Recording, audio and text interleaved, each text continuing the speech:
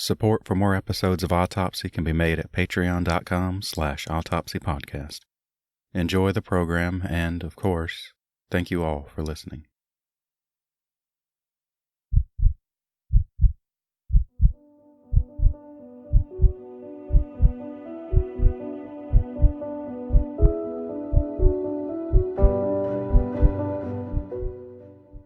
A small townhouse in a small suburb of the city of Winston-Salem in Forsyth County, North Carolina. Outside, like so many homes, it is unassuming. This humble home belongs to John Douglas Agnew, age 75 years old. It is Sunday, April 9th, 2017, a very cool spring day in the southeast. Mr. Agnew's daughter arrives at her father's residence to see and check in on him. She had last spoken to him 2 days prior, on April 7th. Having not heard from him since then, she decides to stop by. But she does not get to meet her father this date. Instead, oddly, she is met by a handwritten note on the front door. It reads, "Not feeling well. Do not knock. Do not ring the doorbell." Not only is this unlike her father, the handwriting does not appear to be her father's either. She attempts entry, but the door is locked and she has no key. She also notices her father's car appears to be missing. She is highly suspicious, but still, she departs the residence and returns the following day with a locksmith, who is able to make entry through the back door of the home. The locksmith enters the door into the kitchen and is immediately met with a horrific sight. On the floor of the kitchen is what appears to be profuse amounts of blood. The locksmith goes no further, and 911 is now contacted. Also noteworthy on the kitchen floor is a small safe that typically resides upstairs. It has been pried open from the back. Mr. Agnew's daughter states that the safe only contained a .45 caliber handgun. Police search the residence, and an even more disturbing scene is soon discovered. In the downstairs bathroom, a duffel bag is found. It is black and new, with its Walmart tag still attached. And inside, the remains of Mr. John Douglas Agnew. Most of them, anyway. I'm your friendly death investigator. Let's do an autopsy.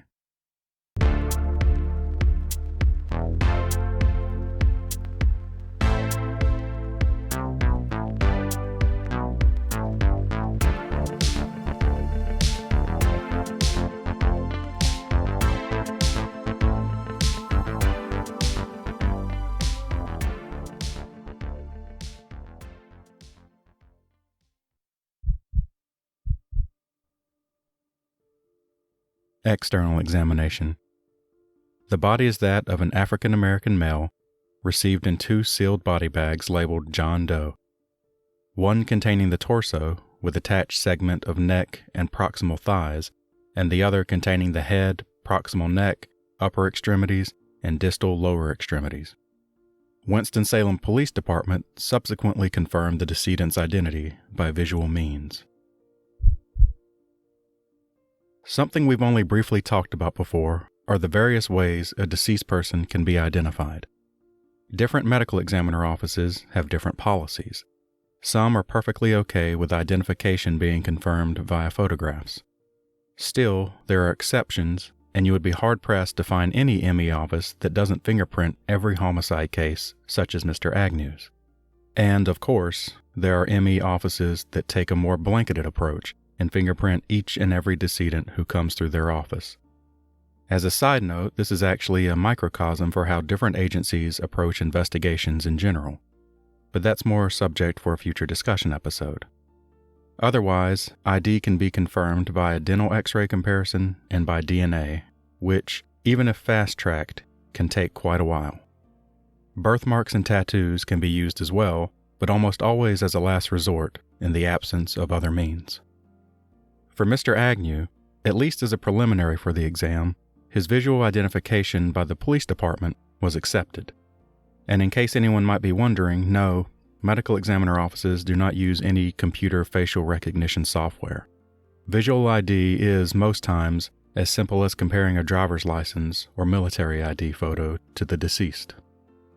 I mention all of this because Mr. Agnew had been dismembered, and identification becomes especially important in cases such as this, especially when not all body parts are found at a singular location.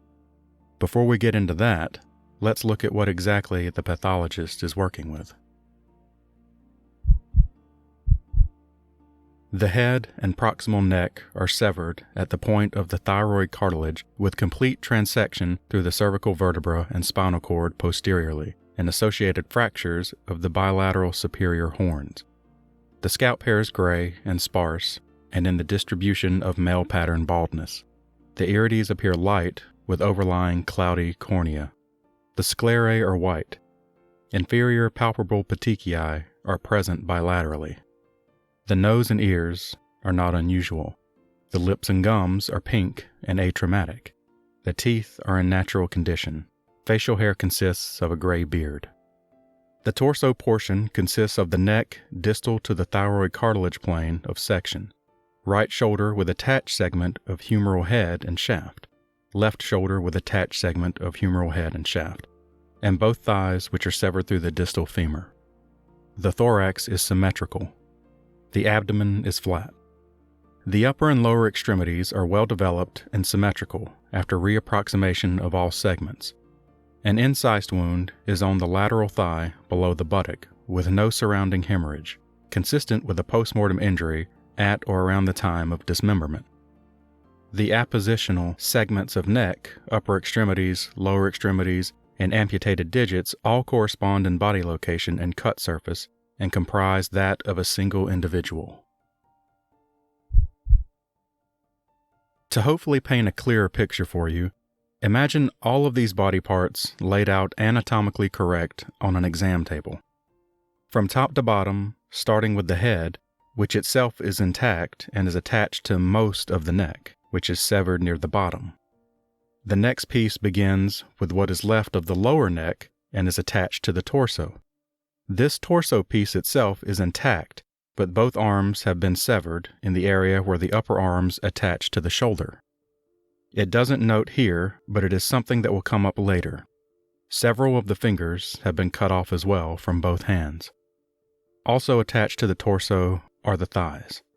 The rest of both legs have been severed off just above the kneecap areas. Now, let's think back to the crime scene and the black duffel bag.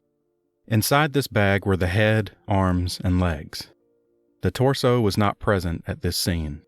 Instead, some 30 miles southeast of Mr. Agnew's residence in Randolph County, Department of Transportation workers discovered the torso in a wooded area off of Cantor Road near Woody Creek. Now we have different jurisdictions. A consultation had to be made between the Forsyth County Medical Examiner and the Randolph County Medical Examiner, and it was decided that Forsyth County would take jurisdiction for the autopsy for all of the body segments. Thus, the torso was transferred from Randolph County Sheriff's Office over to Winston-Salem PD. All of the body parts were collected together and delivered to Forsyth County ME. With all of the parts laid out, the pathologist was able to determine that everything matched to a single individual, which also plays into helping quickly make identification for all of the parts. And with all of that documented and taken care of, the doctor can now move on to evidence of injury. 2 red contusions are over the back of the head. A red contusion is on the right side of the head. On the right side of the head above the ear, centered below the top of the head and right of the anterior midline, is an oblique incised wound. The hemorrhagic wound track involves skin and soft tissue only, to an approximate depth of 3/4 inch. For the head, we have both blunt force injuries and sharp force injuries. Contusions, that is, bruising, fall into blunt force injuries, essentially evidence that Mr. Agnew was beat on. Then we have his incised wounds noted, which are sharp force injuries, and can be thought of more as a slice-type injury or simply cuts. And while they are fairly deep cuts for the head, they are not fatal. There appear to be no penetrations of the skull. Now, you're going to be hearing me repeat the terms anterior midline and posterior midline quite a bit. Just for clarification, midline refers to the center area of the body. A good way to think of it is that it's your body's line of symmetry, from head to toe, right down the center. So anterior midline would refer to the center area of the front of the body, and posterior midline will be the center area of the back of the body. On the back of the neck, below the top of the neck dismemberment site and left of the posterior midline, is a horizontal stab wound. Also on the back of the neck, below the top of the neck dismemberment site and left of the posterior midline, is an oblique stab wound. The paths of stab wounds overlap, sequentially perforating the skin and soft tissue of the neck with hemorrhage into the paravertebral musculature. Left transfer process of vertebra C7, and one penetrates the cervical spinal cord.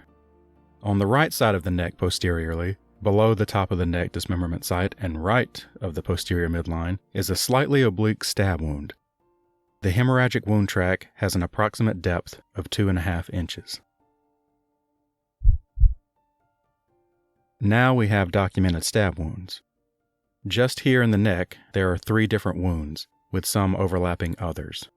All are hemorrhagic, so they were made while the victim was still alive and thus are likely contributors to the cause of death.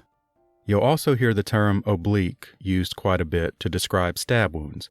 It simply means that the wound is neither straight up and down nor left to right, so it appears more slanted.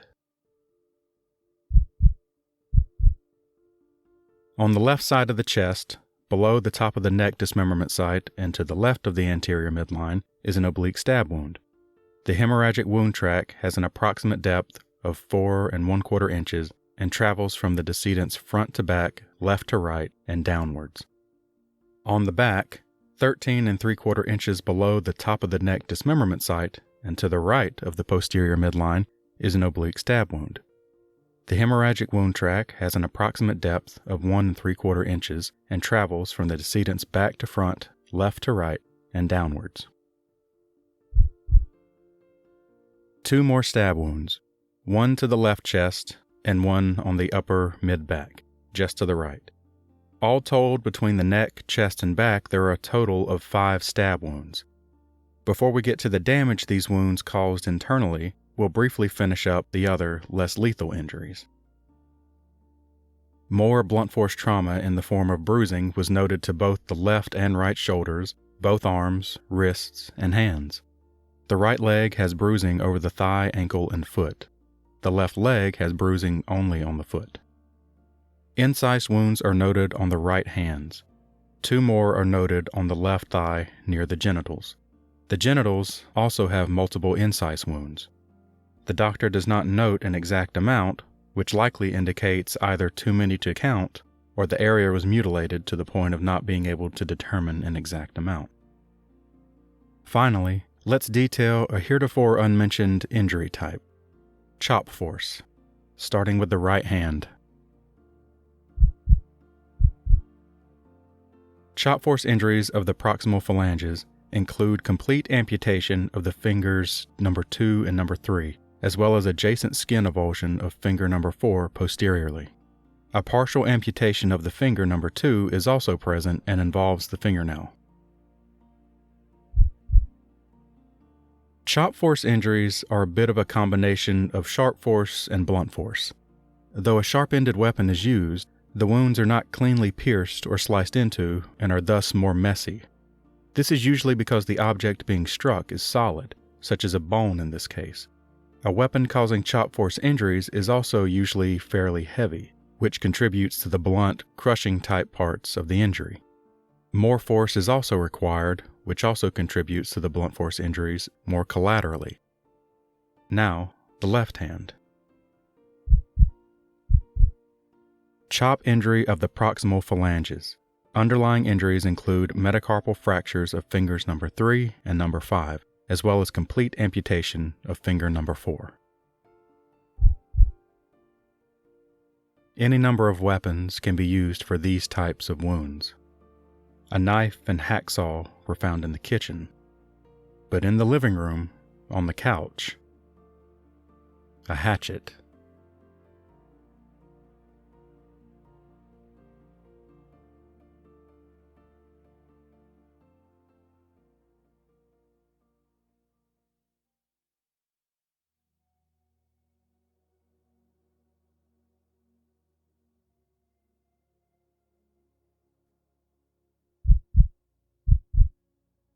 Internal examination.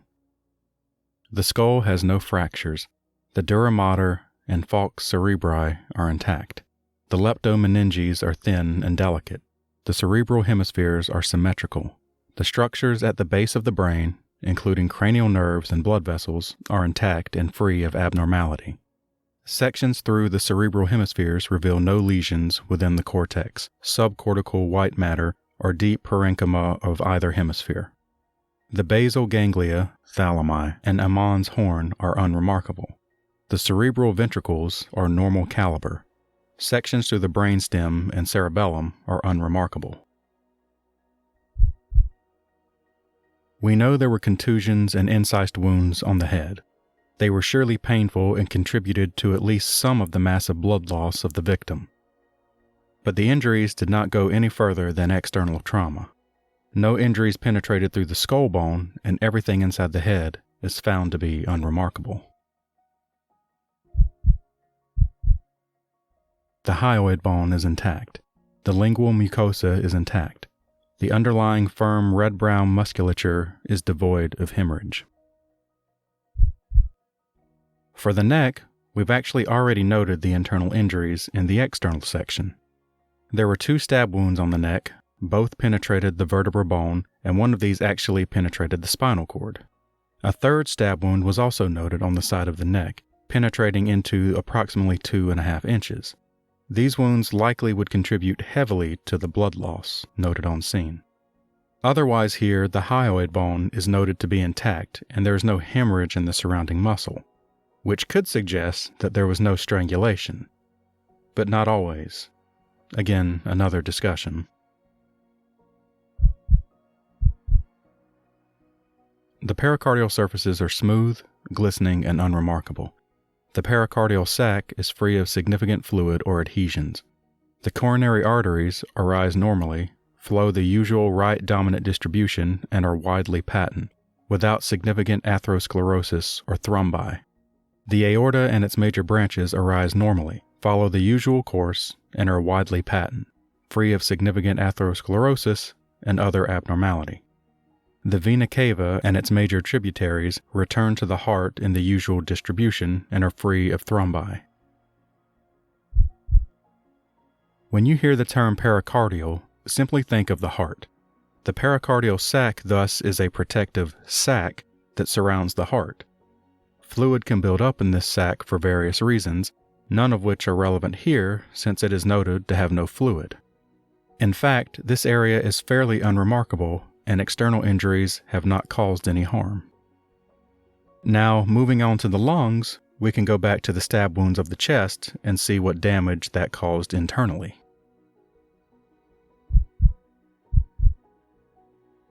The path of the stab wound sequentially perforates skin, soft tissues, left rib number 4, and penetrates the upper lobe of the left lung. The hemorrhagic wound tract has an approximate depth of 4 1/4 inches and travels from the decedent's front to back, left to right, and downwards. So the stab wound of the chest penetrated far enough into the body that it was able to strike one of the left ribs, continued on, and penetrated into the left lung. The left and right lungs both have what is referred to as left and right pleural cavities, which simply refer to their respective areas of the chest. These areas, save for the lungs, are hollow, which is necessary for the lungs to properly expand during breathing. This report doesn't note these cavities, and I only mention them as often when a lung suffers an injury, it can cause bleeding that can fill up these cavities, what some might refer to as internal bleeding. This also applies to the pericardial sac. For Mr. Agnew, though, This does not appear to be the case, which is likely a result of his dismemberment, the blood having dispersed the body via other larger wounds. And now the damage done from the stab wound of the neck.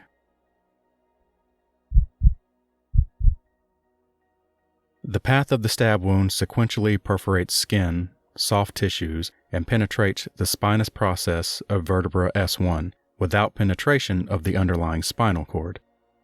The hemorrhagic wound track has an approximate depth of 1 3/4 inches and travels from the decedent's back to front, left to right, and downwards.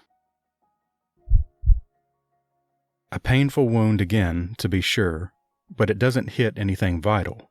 It penetrates a spinal bone on the lower spine hip area, but not deep enough to penetrate to the spinal cord.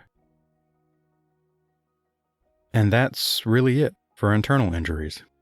The examination continues on throughout the abdominal area, including the liver, spleen, kidneys, etc., but there are no other significant findings. Toxicology specimens are ran, but the only thing that it shows in Mr. Agnew's system is blood pressure medication. Histology samples are collected for microscopic inspection, but there are no more specific or explicit findings than what the autopsy itself has already shown.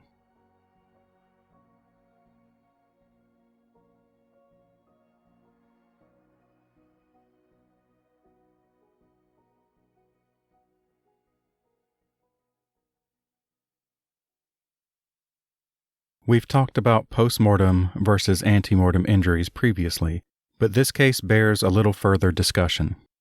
If a pathologist dictates an injury to be postmortem, that's a fairly cut and dry statement. Since there is no hemorrhage in these types of injuries, it serves as a pretty clear indication. For an injury to be dictated as antemortem, however, there would have to be evidence of some form of healing having taken place over a certain length of time. For example, the color of the injury itself could be a determinant factor. A darker, more coagulate hemorrhage area can often indicate it to be older. I bring this up because Mr. Agnew has injuries to his body that are hemorrhagic and thus indicate he was alive to some degree when they occurred, but they are not referred to as antemortem in this case. Instead, the doctor uses the term perimortem. Perimortem denotes injuries that occurred around the time the decedent passed away. It may seem like splitting hairs, but it can become very relevant when these cases go to court.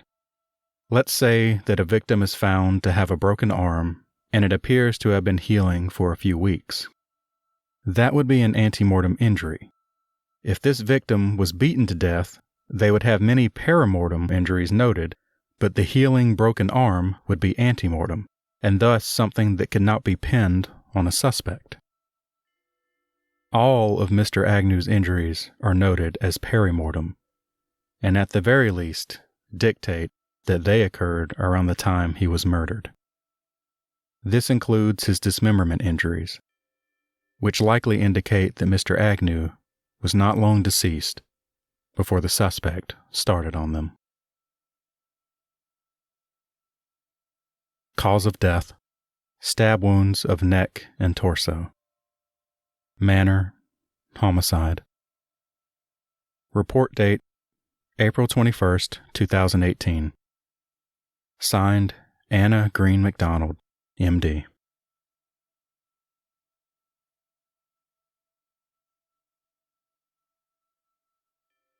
The alleged suspect in this case is Adrian Demare Worley.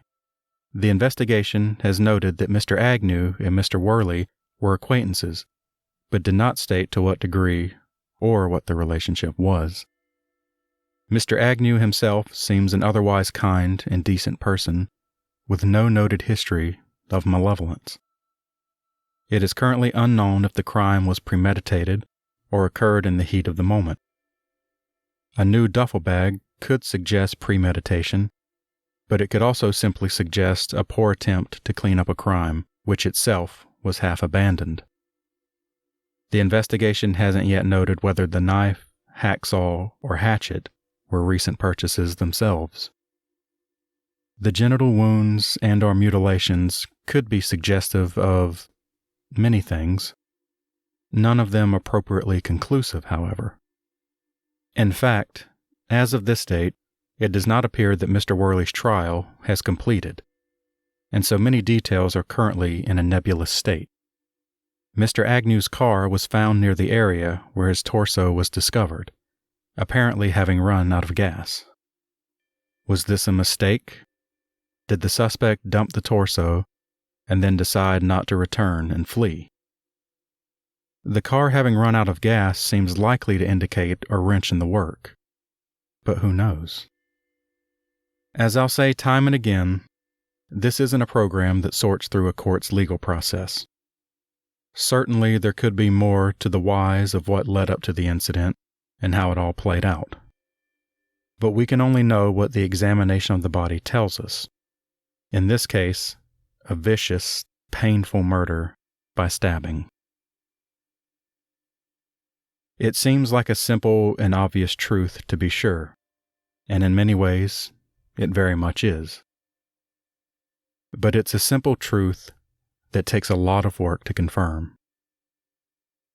And it's a truth that we can only arrive at from an autopsy.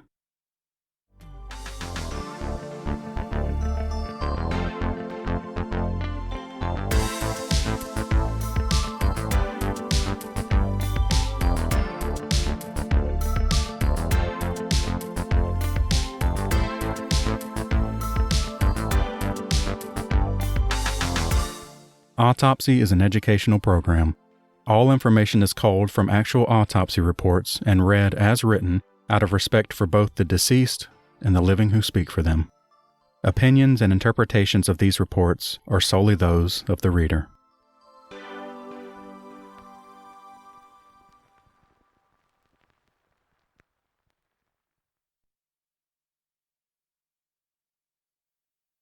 You're still here? It's over. Go home. Actually, one last thing. If you have an autopsy report on an interesting case that you'd like to send in for a possible episode, you can email them to autopsypodcast@gmail.com. Follow, subscribe, and share on our social media as well. Autopsy is available wherever you get your podcasts, and as many of you know, helping spread the show to more listeners is as easy as leaving a review to feed those platform algorithms. Otherwise, may you fine folks take care of yourselves and each other.